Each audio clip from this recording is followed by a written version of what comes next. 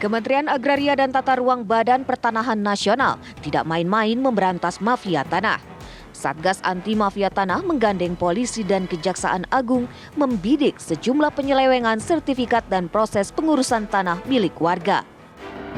Tercatat 27 orang di Jakarta dan Bekasi telah ditangkap dan berpotensi bertambah. Mereka diantaranya 6 pejabat BPN di Kanwil DKI Jakarta, pegawai tidak tetap BPN, kepala desa, pegawai negeri sipil hingga pegawai lembaga keuangan.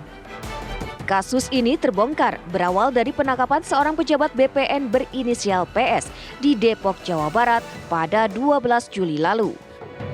Dari pengembangan kasus PS inilah, polisi mencokok puluhan orang lainnya. Bahkan saat melakukan penggeledahan, polisi mendapati belasan sertifikat yang sengaja ditahan selama 3 tahun.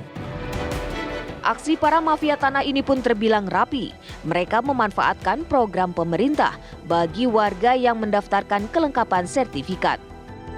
Lalu mampukah gebrakan ini menjadi syok terapi bagi para mafia tanah? Apakah pemerintah dalam hal ini Kementerian ATR BPN dapat memastikan para mafia ini menghilang atau hanya sejenak tiarap? Tim TV One mengabarkan.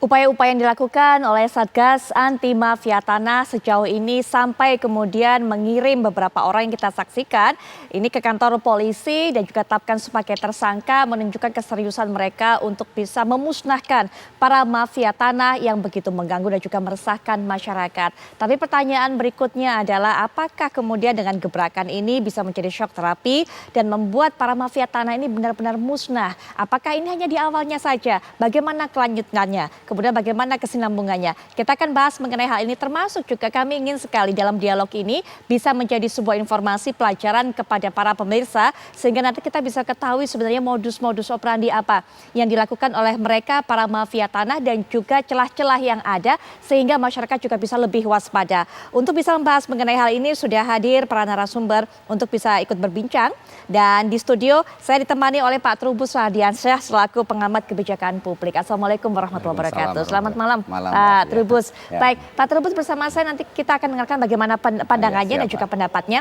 Tapi juga sudah terhubung melalui daring. Yang pertama adalah Pak Teguh Hari Prihantono selaku juru bicara Kementerian ATR BPN. Assalamualaikum warahmatullahi wabarakatuh. Selamat malam Pak Hari. Waalaikumsalam warahmatullahi wabarakatuh. Selamat malam. Salam kenal Pak Trubus.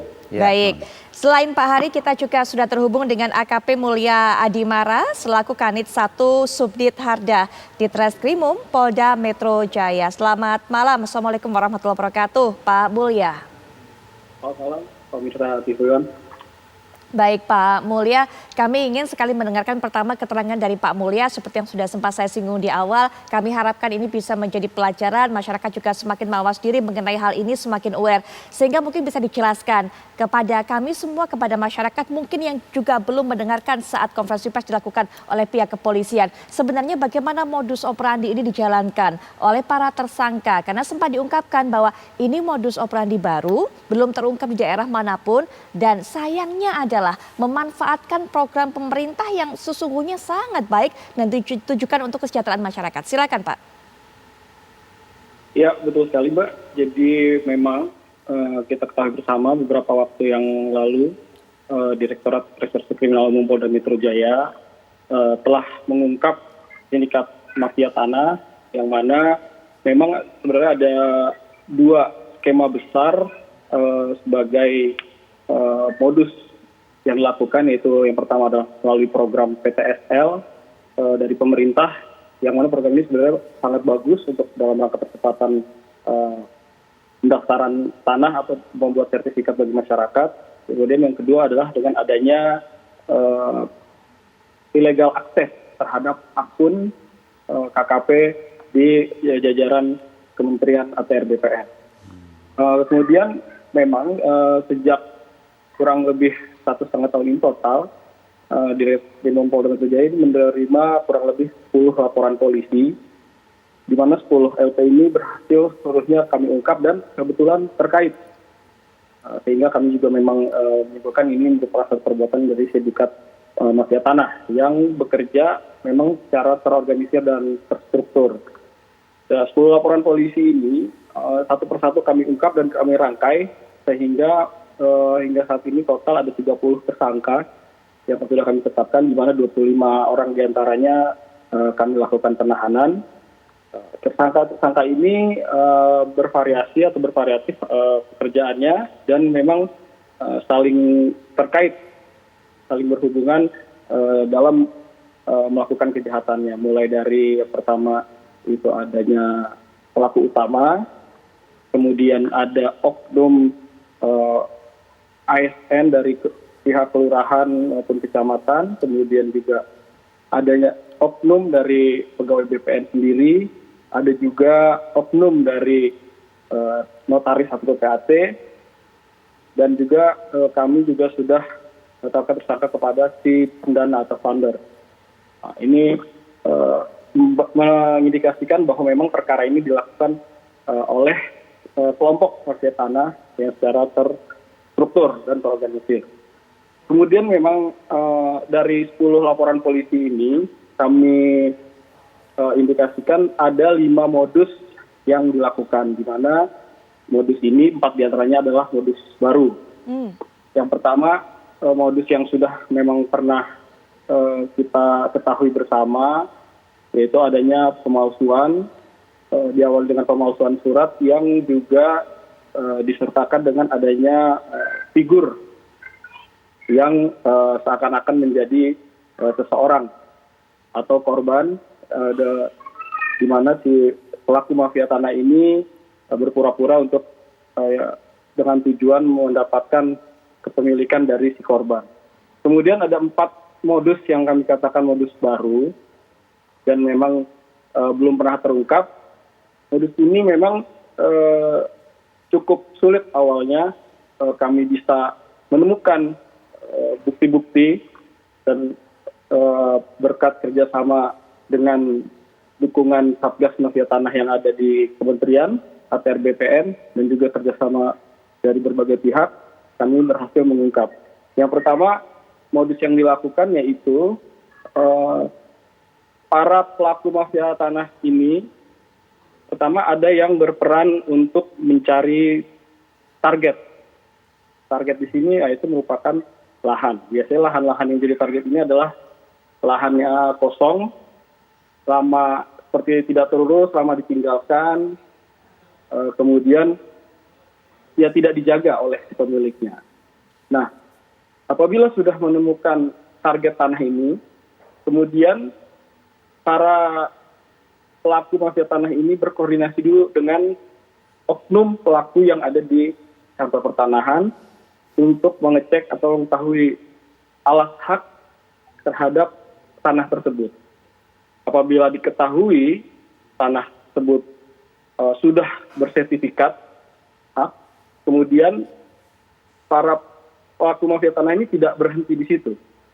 Justru mereka bekerja sama dengan oknum yang ada di kelurahan, misalnya untuk membuat satu surat palsu dalam hal ini, yang mana untuk mengajukan permohonan sertifikat tandingan.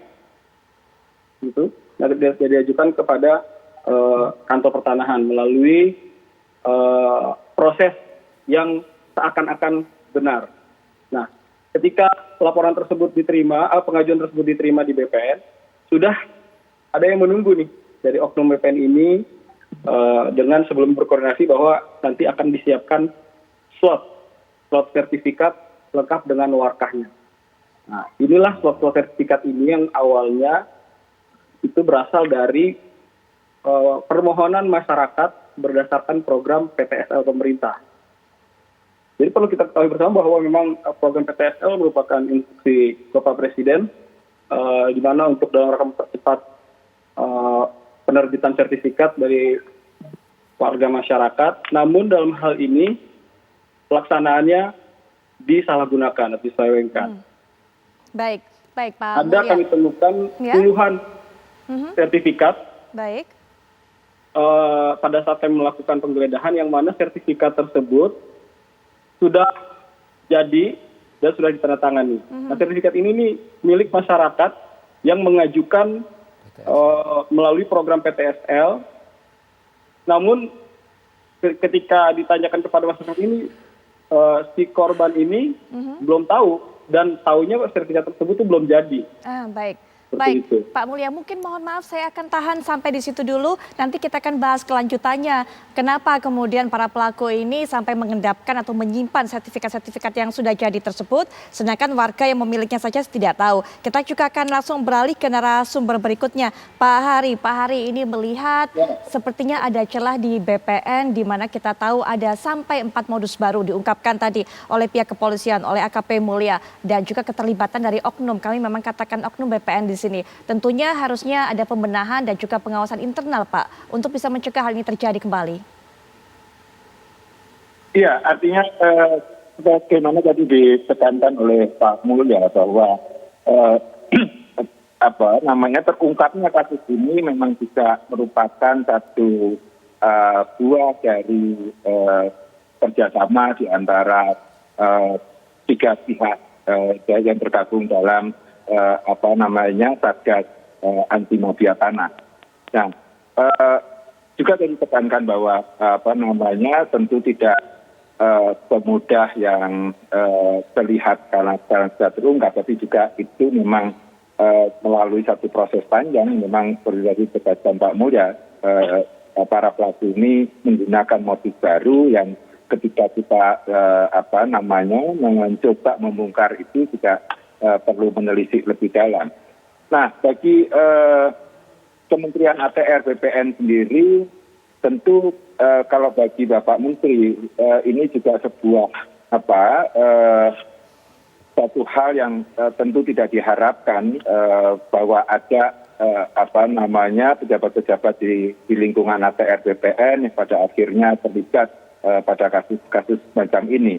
Namun demikian, Bapak Menteri tegas menyatakan bahwa kementerian, khususnya Bapak Menteri, tidak akan melindungi siapapun aparat Kementerian ATR BPN yang terlibat dalam mafia tanah. Dan oleh karena itu, Bapak Menteri mempersilahkan kepolisian memproses secara pidananya dan secara bersamaan di Kementerian ATR BPN melalui Inspektorat Jenderal melakukan investigasi untuk menerapkan sanksi administratif dengan mendasarkan pada PP 94/2001.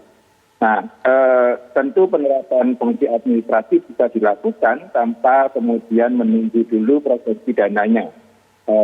Sanksi berdasarkan PP 94/2001 khususnya di pasal 7 dan 8 di sana diatur bahwa nanti sanksi administrasi dari yang paling rendah sampai yang tinggi berdasarkan kadar kesalahannya. Nah, pengawasan dalam konteks di kantor BPN ATR BPN tentu sudah dilakukan sejak lama dan selalu diperbaiki agar kemudian hal semacam ini tidak terulang.